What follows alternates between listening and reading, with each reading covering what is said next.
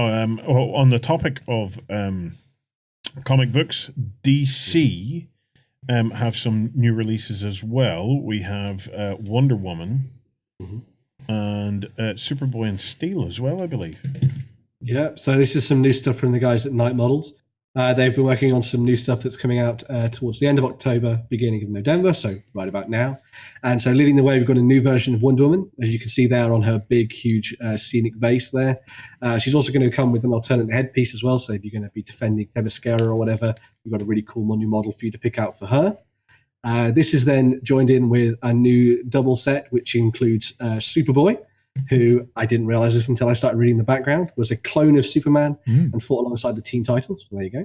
And he's also going to battle there alongside the Steel, who was, again, I didn't know this until I started reading about it, John Henry, who dedicated himself to fighting alongside Superman and ridding Doomsday from the city and stuff. So some really cool options there if you're going to be playing something that's based around the idea of Superman and theming stuff around there. Or the death of Superman. Didn't Shaquille O'Neal do that as a movie years ago? No. He did Steel.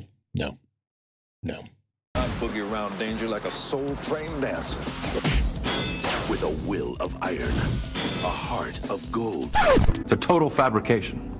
That didn't happen. Not that happened. But getting back to the Tiny Fighting Men, it's nice to see those because we've seen Cyborg Superman and the Eradicator a couple of weeks ago. So with Superboy and Steel, that's the 4 Supermen who replace Superman when he dies after Doomsday does him up like a kipper. So yeah, as well as those two options that you've got there, sort of like, for the death of Superman, that kind of thing, they've also done a new set for the Suicide Squad. So if you want to pick up some of those characters, get those anti-heroes into the mix, those villains, making a name for themselves, and you've got that option there as well. And they can obviously be used as a full force in the DC Universe miniatures game, which is pretty awesome. Night Models know how to sculpt, though, don't they? Yeah. They always do a mix between the comic book versions, the movie versions and stuff, though, which I find a little bit odd, but that's just me. Yeah, but they're normally split. I mean, those are all the comic book versions there.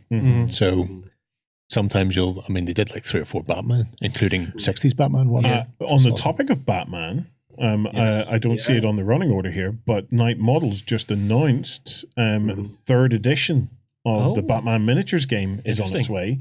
Now, there wasn't very much that we saw other than a big, massive yellow Batman box. So we're curious as to see what's in it. But yeah, 3rd ed of the Batman game. That sounds interesting. I'm looking forward to that.